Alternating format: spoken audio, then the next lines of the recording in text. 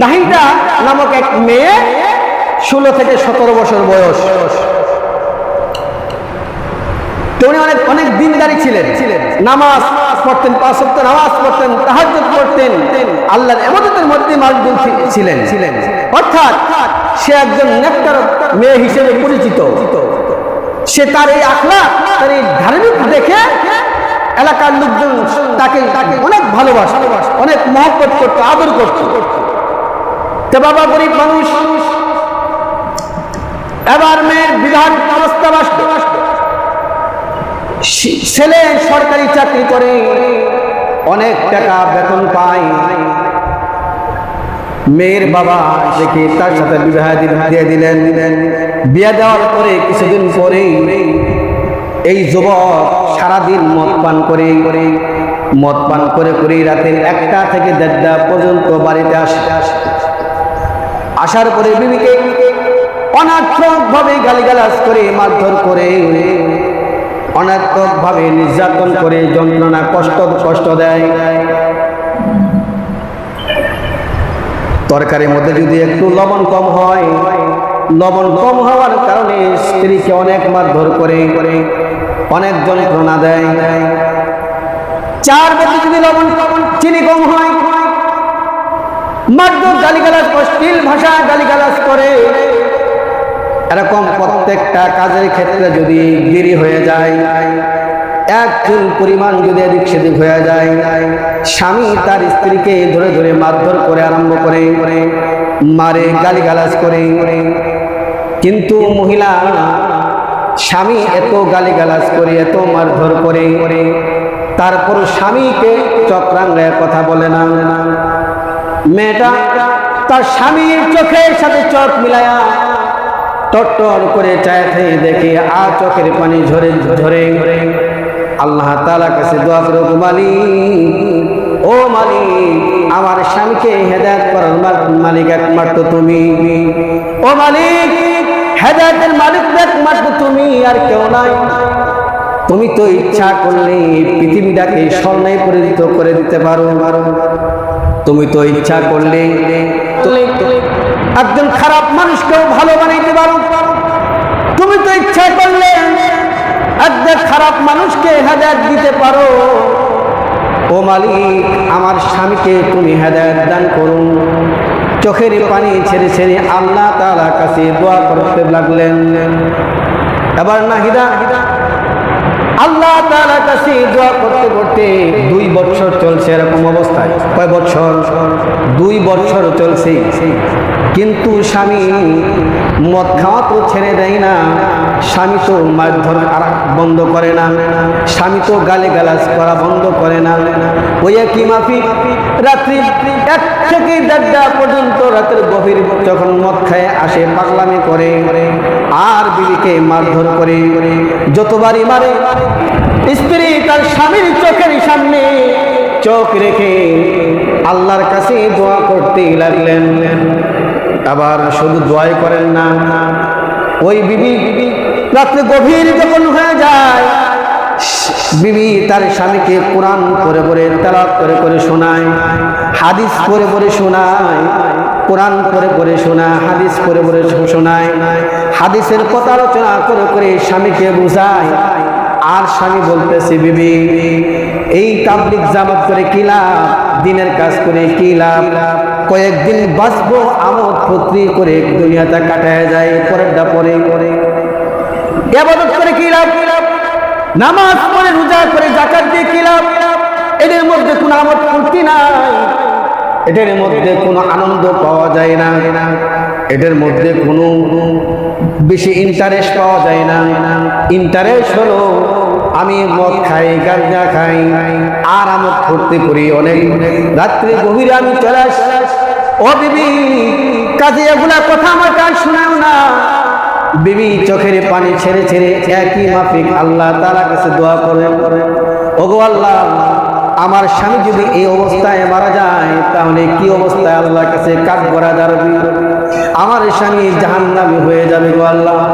ও আল্লাহ, তুমি আমার স্বামীকে হেদায়েত তৈবা নসিব করে দাও। ও মালিক, তুমি তো হেদায়েতের মুহতাজ, একমাত্র তুমি পারো আমার স্বামীকে হেদায়েত দান করতে। পৃথিবীর আর কেউ পারে? পৃথিবীর কেউ পারে না। এরকম দোয়া করতে আরম্ভ করলেন। বিবি আবার শুনেছেন যে তাবলীগ জামাতে গেলে নাকি মানুষ পরিবর্তন হয়ে যায়। বিবি রাত্রের গভীরে তার স্বামীকে বলল, স্বামী তুমি 40 দিনের চিল্লায় যাও। চিল্লাই গেলে মানুষ পরিবর্তন হয়, মানুষ ভালো হয়, মানুষ চরিত্র ভালো হয়ে যায়। কোনো মতেই রাজি হচ্ছে না। ওই নাহিদা তার স্বামী যে অফিসে কাজ করেন তার অফিসের পাশেই একটা বিশাল মসজিদ।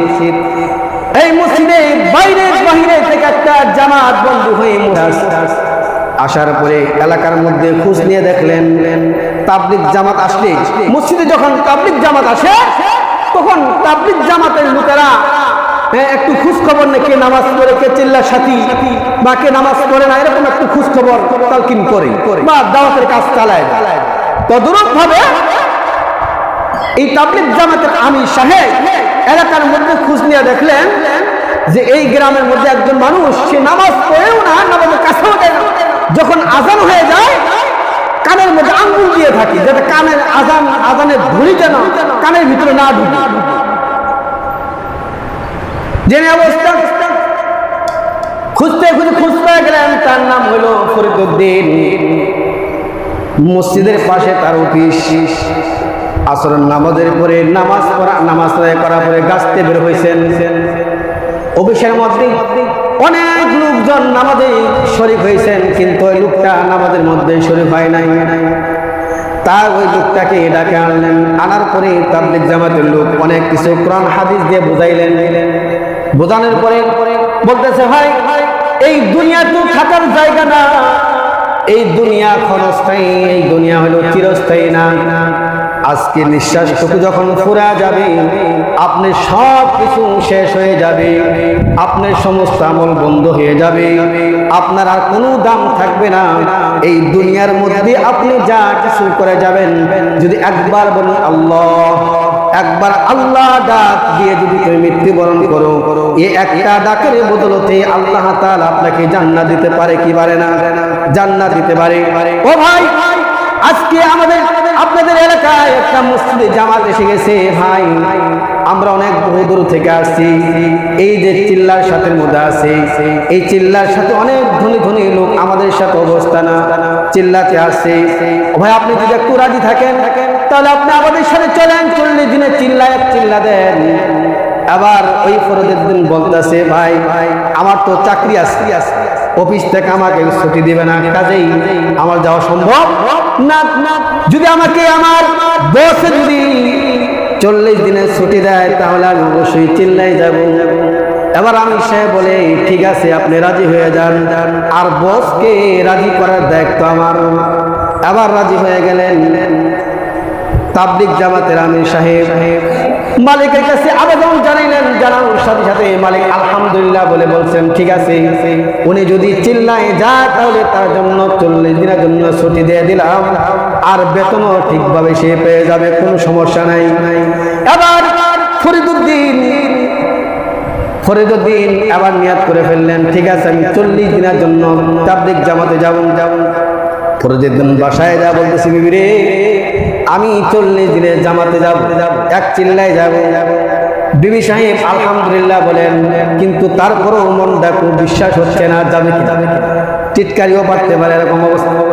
কিন্তু না, ফরিদউদ্দিন তার বাসায় দেয় সমস্ত কাপড় চোপড় গুলা গোছাতে আরম্ভ করলেন। আর বিবিকে বলতেছেন, বিবি গো, তুমি আমার জন্য আরো বেশি বেশি করে দোয়া করো, মনে হয় আল্লাহ তাআলা তোমার দোয়াটা কবুল করে নিয়েছেন। এবার তাবলীগ জামাতের সমস্ত গাত্তি গোটা বেঁধে রেডি হয়ে গেছে। তাবলীগ জামাতে চলে গেলেন রাজশাহীতে চলে যাওয়ার পরে আমির সাহেব প্রতিদিন খানা খাওয়ার আগে খানার কিছু আদব শিক্ষা দেয়। খানার খেদমতের কি কে ফজিলত এরও শিক্ষা দেয়। অর্থাৎ তাবলীগ জামাতের সমস্ত কিছু তাকে শিক্ষা দেওয়া হয়। ওর কয়টা ফরজ, গোসলের কয়টা ফরজ, দস্তরখানা বিছায়ে খানা খাইলে কি ফজিলত এই সম্বন্ধে আলোচনা শোনায়। অর্থাৎ খানা খাওয়ার আগে যে নিয়মগুলো আছে, যে দোয়াগুলো আছে, সমস্ত দোয়াগুলা সবাইকে শোনায়। কিন্তু তখনও আমির সাহেব ওই নতুন ব্যক্তি কোনো কিছুই জিগায় না, কোনো কিছুই জিগায় না।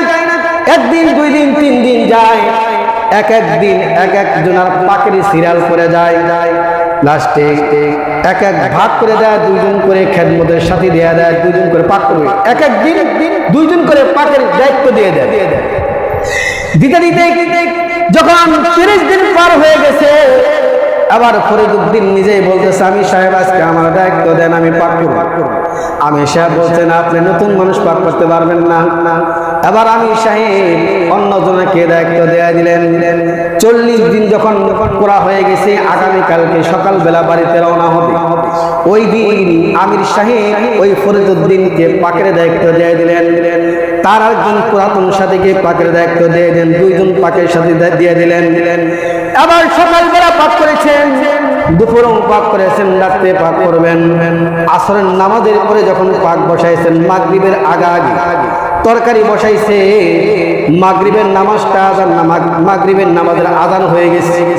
এমন সময় উযু করার একটা ধুম পড়ে যায়, উযু করার জন্য চলে গেছে। ওই পুরাতন সাথী তরকারির মধ্যে লবণ দিয়া উনি উযু করে করতে গেছে। আবার ফরিদউদ্দিন তরকারির মধ্যে লবণ না দিয়ে উযু করতে গেছে।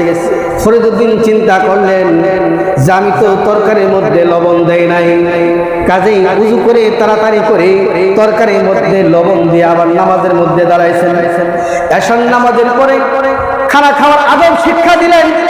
আদব শিক্ষা দেওয়ার পরে আবার খানা খাওয়ার পালা, দস্তরখান বিছাইছেন। সবাই দস্তরখান বিছানা পড়া 4 জন করে ভাগ করে দিয়েছেন। একটা প্লেটের মধ্যে 4 জন করে খানা খাওয়া, এরকম কয়েকটা প্লেট বসাইছেন। তারা 2 জন বাদে আর সবাই খানার মধ্যে বসে পড়ছেন। খানা যখন দিলেন, তারপরে আরো সাথী সবাই একবারে মাথা নিচু হয়ে খানাটা খাওয়া আরম্ভ করে দিলেন। কোনো কথা নাই, সবাই খানা খাওয়া শেষ।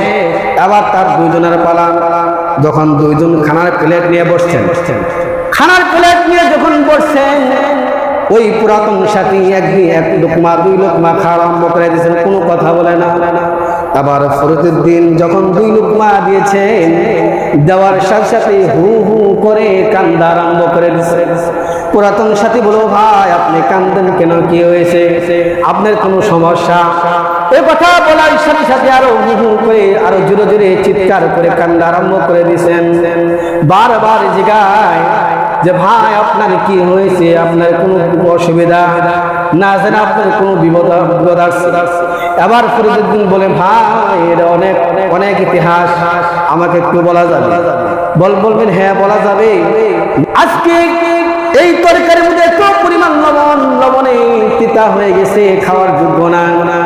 তারপরেও এত লোক খানা খাইলেন, কোনো শব্দ করে নাই, কোনো উহা করে নাই, কোনো শব্দ করে নাই, কোনো বদনামও করে নাই।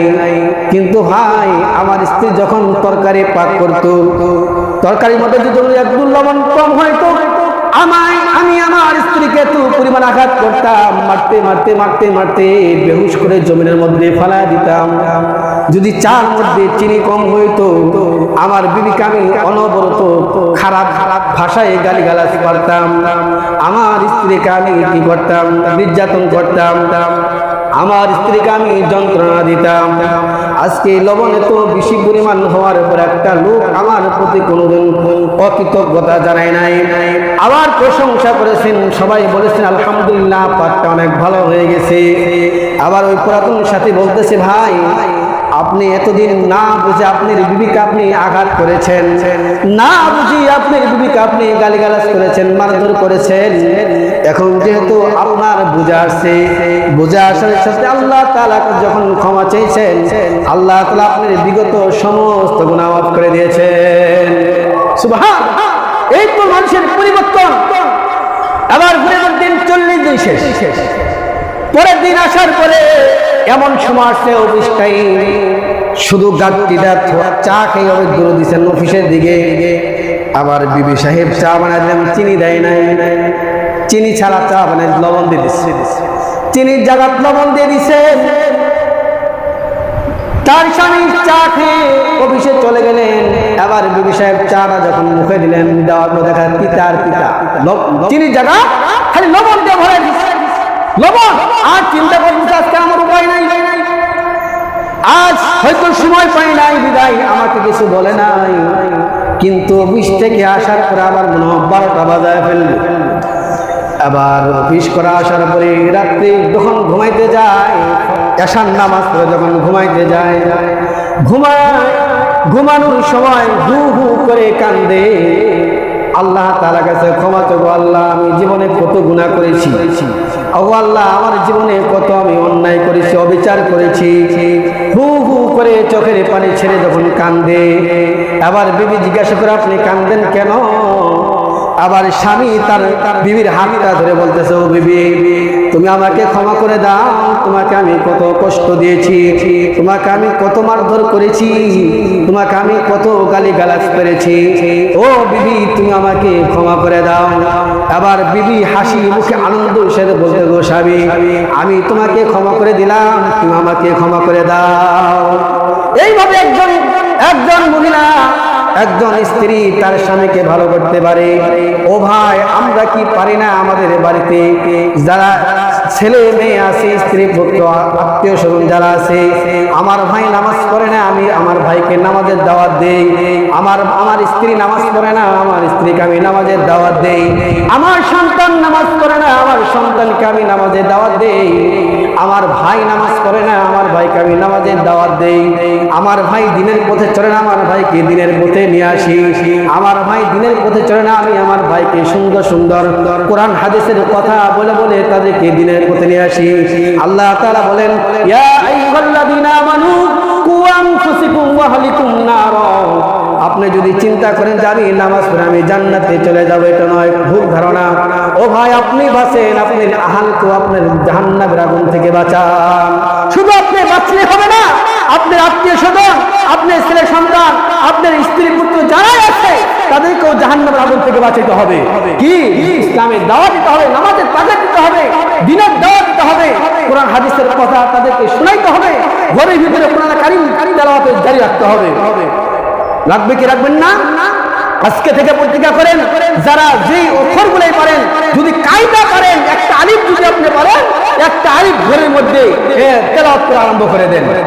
আল্লাহ তাআলা আমাদের সকলকেই আল্লাহ তাআলার হুকুম পরিপূর্ণভাবে মানা এবং আমল করার